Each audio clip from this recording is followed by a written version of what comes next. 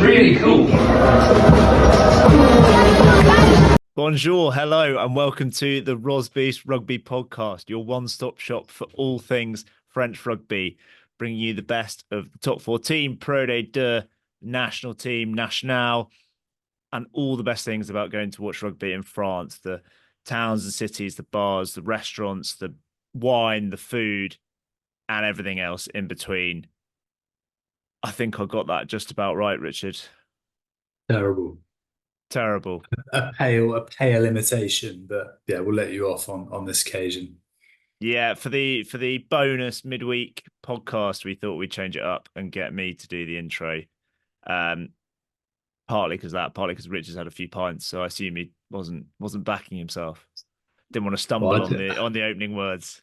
no, I didn't. I didn't want to put myself in a hole for other episodes where if I go too sort of elaborate and verbose on this one, I won't be able to hit previous heights. So yeah, left it to you this evening, mate. Fair enough. So we are doing a kind of bonus special edition based on the announcement of the France squad for the Autumn International Series, or Autumn Nation Series, I believe the hashtag is, and that's the official name of it. I think quite a lot of the squads seem to have come out yesterday. I think Scotland, Ireland, Fiji, Tonga. Don't know if there's been any others. I feel like they all came out yesterday. We're recording this Thursday evening. France named a 42-man squad from what I saw a few weeks ago for every kind of tournament, whatever. They are going to name 42-man squads. Obviously, that came out at the same time that they said they weren't going to send any of the big guns to New Zealand. So that kind of took the highlight. But 42-man squad every time, it's quite a decent chunk. Perhaps that's why we've got a few of the new faces in there that we might not have seen in the past. But Richard, your initial thoughts on the squad? Yeah, it's an interesting one, isn't it? Because there are some proper names in there that are incredibly exciting from the standpoint of could they get their first crack, their debut. A few guys coming back in who maybe haven't played for a little while. My overwhelming feeling, though, is I don't think Galthié, when it comes to the 23, is going to diverge too much from what he knows, which has been a little bit of a theme of recent times, which makes sense because they've been incredibly successful, albeit lost out on it in a couple of big games. But I do think there are one or two individuals I do genuinely think in that sort of 23 when it comes to be selected, particularly for the Argentina and the All Blacks test. I think there's probably one or two spots where we might / I'm hoping to see a couple of new faces in, but I don't think when it comes down to it, there'll be too much of a departure from what we're used to. I don't know if you disagree or if I'm being a little bit dogmatic about it. I think the first thing to say is that we should have said at the start is that they play Japan on the 9th of November, the All Blacks on the 16th of November, and Argentina on the 23rd of November. So they've only got 3 games. I had to keep checking that because I think everyone else has 4. I know England certainly play New Zealand on the 2nd of November. So they've only got 3 games, which feels like not many. So that certainly reduces the likelihood of seeing some of these new faces. However, and I think the timing of the Japan game actually possibly further reduces the likelihood of some of these names. I think Galthié, after the Six Nations that they had, after the fallout from the summer tour, they actually played quite well in that first game. The fallout from the summer, I think he'll want to get back on the horse and get his side back into rhythm and start building again ahead of the Six Nations. I think had it been like it was a couple of years ago, I think 2022, they had Georgia in the last game in, I want to say, Bordeaux. That was a bit more of an experimental team. I think with this, they are less, with it being with Japan being clearly the weakest opposition. um, they are unlikely to kind of experiment too much for that, I think. Yeah, no, I think you're probably right. No, I think they'll not mix it up. I think there might be a few, maybe a couple of first caps at least off the bench, but I think they'll be seeing it as an opportunity to, I don't know, find a bit of cohesion ahead of the All Blacks game, which is enormous because it always is. Like it's not something you can go into undercooked. So yeah, I'm kind of with you on that. Although I wouldn't be surprised if they maybe rest a couple of the dead certs. Um, but Tony yes, D. I don't think we're going to see a full sort of experimental Barbars S side. Yeah, and I guess the which way do you want to go? New players or the players that have been left out of the from previous squads? Let's talk briefly on who's not there. So I have in front of me, I don't know if you want me to share it so that you can see it as well. Shall I share? I'll share it for you, Richard. All right, thank you. It's the return of the nicely color coded spreadsheet. So Jesus this Christ. mid Okay. this middle column is the summer tour, and this far right column is um the players that play. There wasn't a kind of 42-man squad or anything. It was a squad for the Ireland game, a squad for the Italy game, and a squad for the Wales game. So they did it the Ireland game would have been Ireland and Scotland. The Wales game would have been Wales and England. Um, Interestingly, they've started naming their original club. I thought that was quite a nice touch. Um, Only two clubs that have two players in it. Unsurprisingly, the one with the Tatafu, they were from the same club. And we know this, Richard, is of course Sampé, which is Maxime Luco and Charles Oliver. But Yeah. anyway, um, so in the Six Nations, there were a total of 44 players named in squads, of which 29 are in this squad. So that's relatively relatively good continuity of the 42 slash 45 because there was a few players that were initially named and then kind of got cold. I think it's something like 11 have made the cut for this. If I just do that quickly, he doesn't count. For anyone who's listening to this, this is the very much the scribblings of a madman accountant. There's a lot going on this sheet, but yeah, So, of the 45 players that were named in squads for the summer, only 11 have survived. And I think we kind of knew that at the yeah, time was we kind of tried to predict who might have earned themselves a spot. And I think we said Colom, we said Frisch, we said Atisogbe, we said Nucci. Guillard was very impressive. We did also say Saran was the player of the tour. He hasn't made the cut, much to my I know chagrin. you've been one man social media wrecking ball trying to bring everyone up for the Saran cause, but I don't think his omission's that controversial in the grand scheme of Well, things. the sense I get, and maybe this is a highlights reel type situation, more people are pissed off about Baptiste For Couillet not you, being there. mm. And so he is one of the 45 players that was named in the summer that hasn't made the cut for this. And that, I mean, we went into it on Monday's podcast. I Garrick seems like the man they want. Luku yeah, is the counterbalance. He's the experienced guy. He could play for another few years. covers two positions properly as well. Yeah, but also he's a If they different go style. different style, yeah, I'm with you. I think it's just I feel like I was one of the original Baptiste Couillet fan clubs, and I absolutely love him. And I've no doubt in my mind that he'd do more than a job, but I think it just talks to the depth rather than any slight on Couillet or Saran, to be honest with you.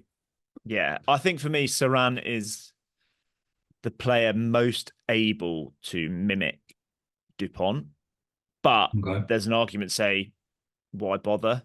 Go for the most exciting, most out there, wild, tap and go, does what he wants type scrum half in Le Garrec.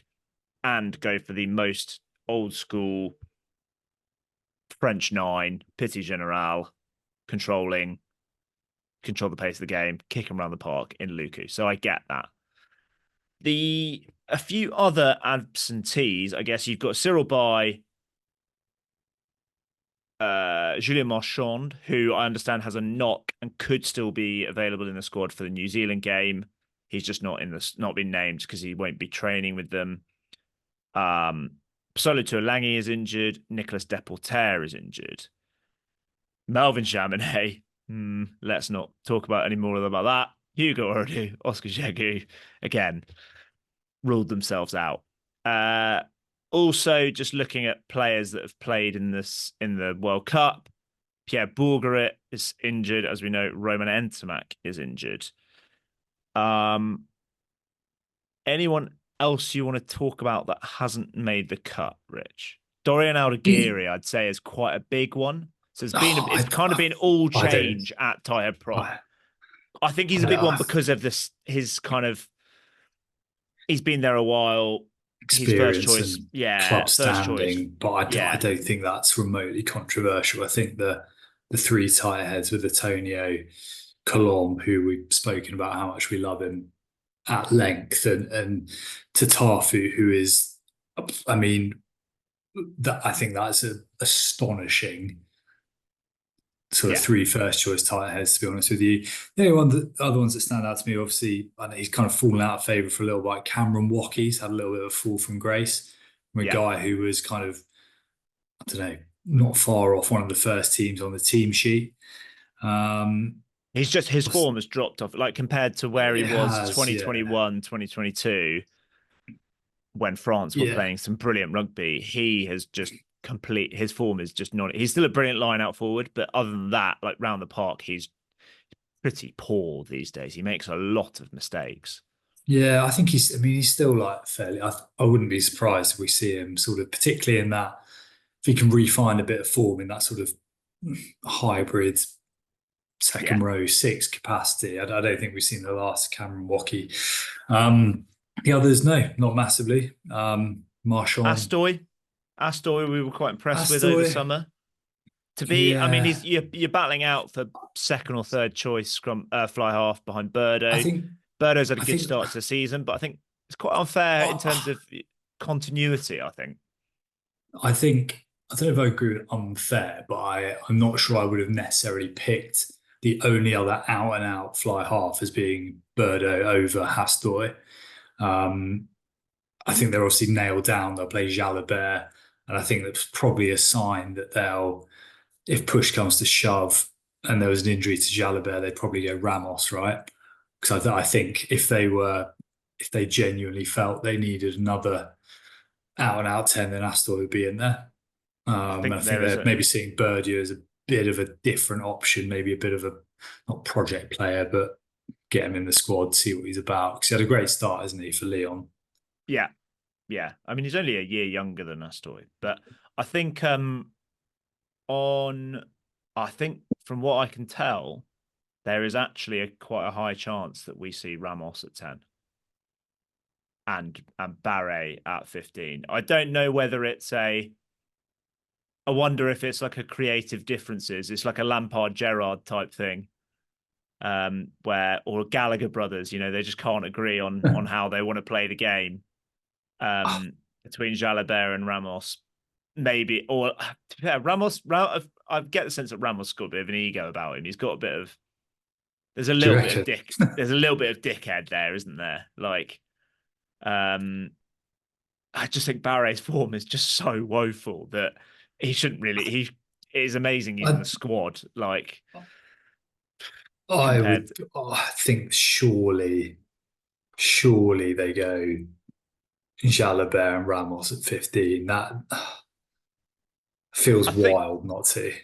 I think the amount of Ubebe players in there suggests that, at least in Fabien Galthier's mind, there is not a Toulouse Ubebe split. And I think he's going to be willing to play quite a few of those Ubebe players. So who if we move this forward a little bit, who do you think of the? So there are 8 uncapped players, right? Yeah. I Just think to hang on, just before we go move on, the other player that people were calling for was Danny Priso. A lot of people were quite surprised about that. There's no standout loose head, I'd say. no, there's Jean-Baptiste not. Gross is second choice at Toulon behind Priso. Sebastian Telford seems to be getting a lot of hate, but I think he's quite It's decent. decent, yeah, I imagine they'll start with Wardy and yeah, go Gross on the bench or Telford on the bench. I think Wardy will probably be number one, but yeah, I think they're probably waiting for a few of the younger guys to come through. Someone like Lino Julien, who could be a loose head, or Zachary fan. Um, yeah. Be interesting as well, won't it? If how they go, particularly well, I guess Argentina and the All Blacks. Like it does feel like a little bit of a chink in the armor oh, at loose head. Argentina are absolute bulls at scrum. Like they are rubbish at scrum time. That game that they beat the All Blacks, they only won because there wasn't a scrum for 60 minutes. The second game, there was loads of scrums and they got absolutely destroyed. Like they're useless at scrummaging, that Argentina pack. Tyrell Sorry. Lomax might have Um something to say about that in the in the middle one. Obviously no, not for yeah, Argentina, yeah. Oh but no, I'm saying I'm not disagreeing on New Zealand. I think New Zealand great. I just think the great Argentinian scrum is a complete fallacy now, like the Italy one, but even more so. I think the Argentinian one is, even though they've got one of the best scrummaging hookers in the world, I still think their props just useless. So interesting. Okay. sorry, I cut you off on the uncapped players that have come in. No, I was just going to say, who do you think? So for me, I think there is a place for of the uncapped players who So the are uncapped players are Pierre Bocheton, Marko Gazotti, Brennan. Maxime, Mac, Josh Brennan, Maxime Lamont, Yeah. Tevita Tatafu, Roman Buros, Paul Cost, and I think that is it. It is it. So I So you've think the got a lot of Japan kind of game. back row, second row type players. You've got a centre, a So fullback, a tight head prop. I think a few of them might get a go in the Japan game just because the quality of the uncapped players is pretty high. Like some of those guys there have been proper standouts in the top 14 for the last 12 months. I think when it comes to the sort of crunch games, as it were, I think there's a place for a back rower Yeah. of one of those guys. Ahead Um, of Boudon. well, I think particularly if they do a 6-2, I think possibly over a Boudon. So they'll go what they'll if he's fully fit again, they'll go Cross Yalanche Aldrit. So you're dropping all of them. Well, It's I'm so not it's saying I'm so dropping, hard. Like I but think I still think there's a place for or possibly an opening for a Lenny Nucci or a Gazzotti. yeah.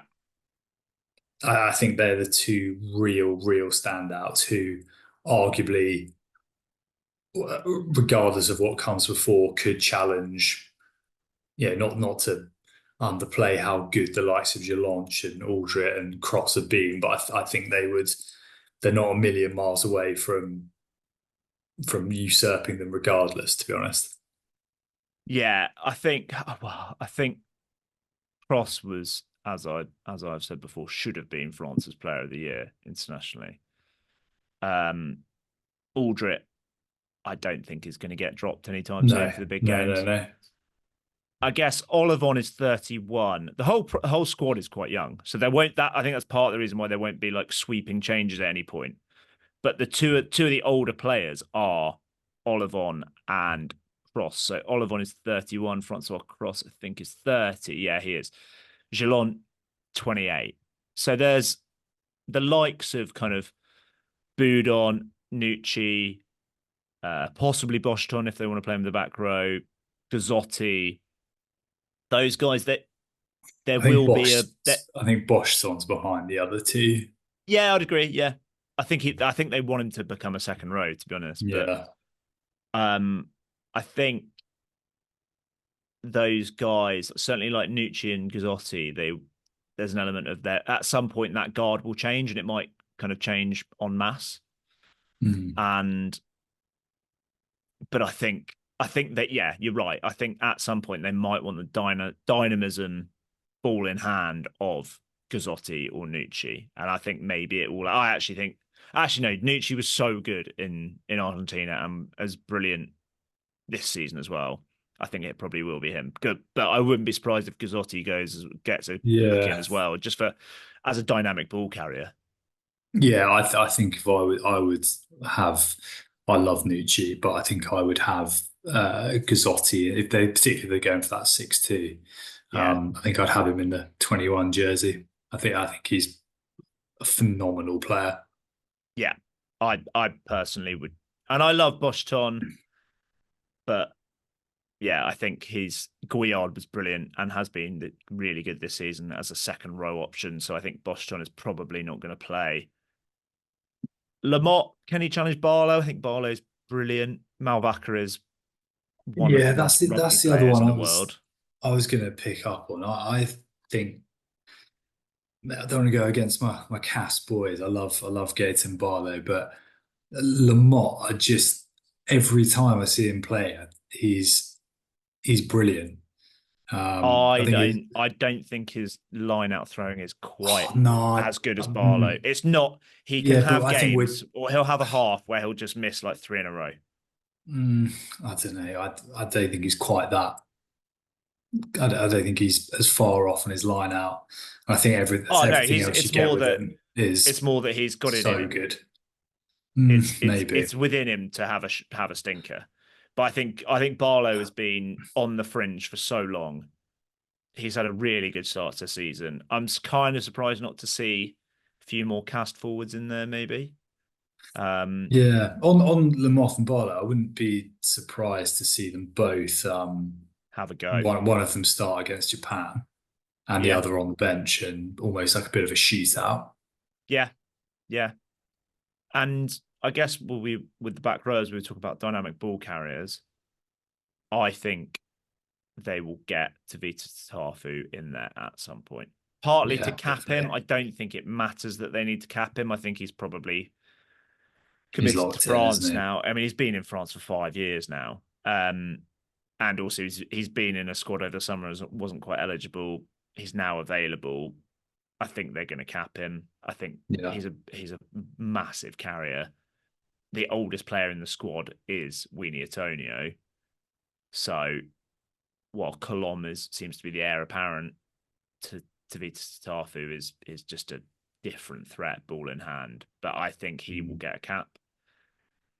Of the backs, I don't really see either of Buros or Cost getting a game. I don't think.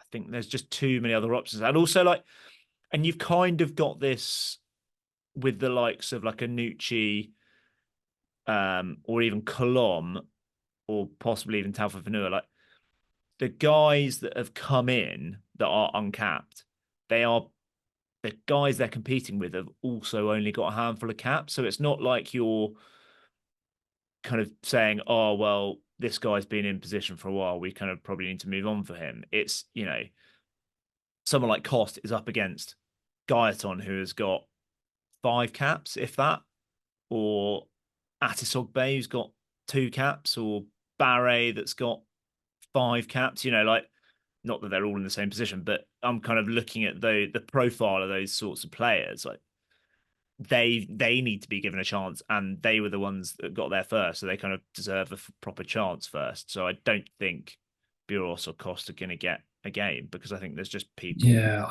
in the way.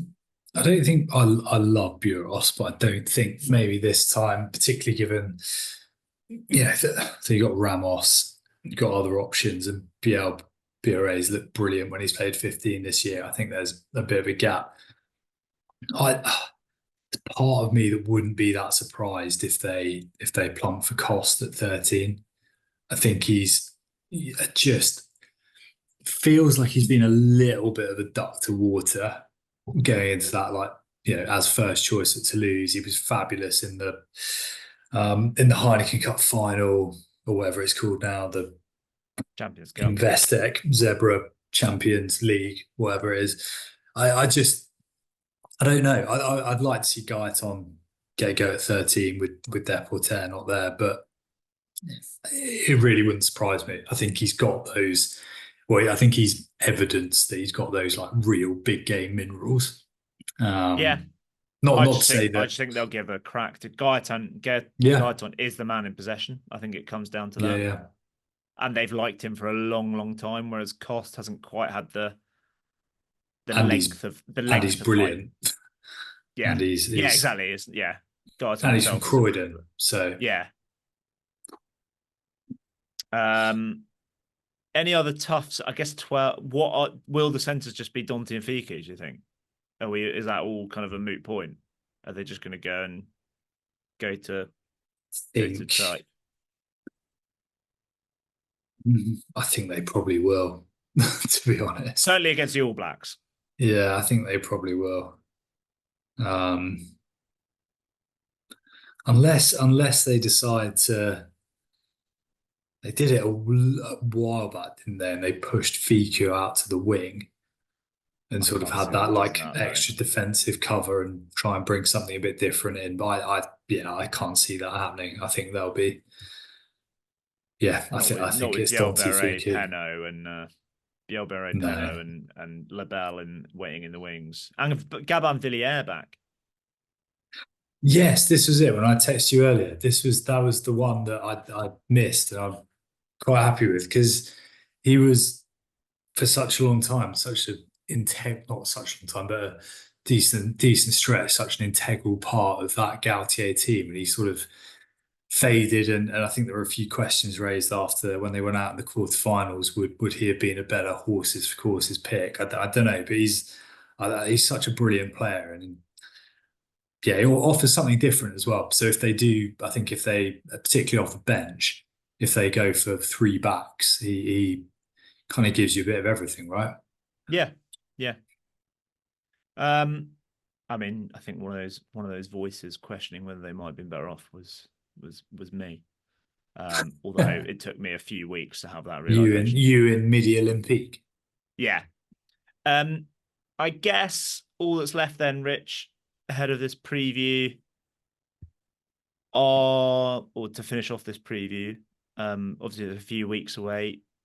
How will France do in the Autumn Nation Series, do you think? With this I squad? well, I We think are both going to be at the All Blacks game separately. yeah, The middle game, which promises to be quite a game. Quite I nice think that they'll it's not the first game for either of them as well. They might be into their stride a bit. I think they'll breeze past Japan and Argentina, to be honest. And I think they should probably beat the All Blacks, who, I mean, it's a brave man who doubts New Zealand, but also that England away in the series just gone in the summer weren't a million miles away, and I think pound for pound, France are at least as good.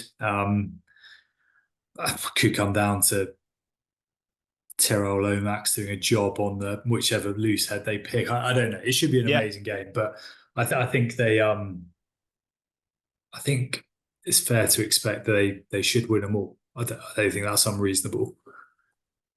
yeah. I think we are kind of back slightly to a little bit of a up and down France, as I kind of said during the Six Nations, and we kind of saw it over the summer as well, I guess. Although there was some fairly extenuating circumstances in that second test. I feel like they've got it. It's a 2-1 series autumn for them. I don't know whether that one will be Beat the All beat the All Blacks, and then Blacks, get lose to pumped by Argentina. Argentina. Yeah, Yeah. Or whether the All Blacks just have one of those days. Like we've seen that we saw it in their two games against Argentina. They lost one week and then put 47 points on them the following week or whatever. I think this All Blacks team is a little bit France of the early noughties. It's or mid noughties. It's kind of which one's going to turn up. So that, yeah, and Argentina are as well. So that you kind of never know who's between those three sides, or those games that France have got against those two, which way it's going to pan out. Yeah, and you'd think, I mean, we're already well over a year on from the start of the last World Cup. Like, Galthi's going to have to start identifying a few guys who are, because he's been sort of, for everything we talk about in terms of, jouet, French flair, like his actual selection on match days has been quite conservative for quite a while, right? Apart from when he's Yeah, had to with the Argentina tour. So you would, I don't know, I think who will be the two, three that gets a look at? I don't know. I think Gazotti, Hope, Gaiton, and maybe another to put themselves in the frame for the Six Nations proper. we've not even mentioned Atisogbe. Can't believe that. Yeah, but I Next mean, cab off the rank on the wing. Put him ahead of Labelle or Villiers. But yeah, the average age of the squad is 26. So I think there's not going to be whole sweeping changes, because there's so many 26, 27-year-olds in the squad that they're all going to be hitting their prime for the next World Cup as well. Tony D is 27, you know, mm, and he's one of the more experienced players. So yeah, I think it will be pretty similar to how they yeah, pretty similar to the Wales and England games, I reckon, in the yeah. Six Nations. Shame they're not playing South Africa. That'd been a Yes, nice yeah, extra, wouldn't it? But yeah. alas, get the juices flowing for whenever that happens next. Excellent. So we will be back on Monday to do all things top 14, Pro de National, and also obviously all the petit fours and digestifs and um, all of that fun and games from French rugby. As per usual, we're just going to keep this one as an aperitif, an hors d'oeuvre ahead of the Autumn Nation series. Rich, you can follow us. Where can you follow us? You can follow us in person if you're particularly weird. You can follow us on TikTok, Instagram, X, Threads. I think that's it. And you may well be even watching this on YouTube, so you know that you can subscribe to us on YouTube. And we are at Rosbifs Rugby on all of those. But until then, aside from where you might see me or Rich's face on various social media outlets, until Monday, au revoir. Wow.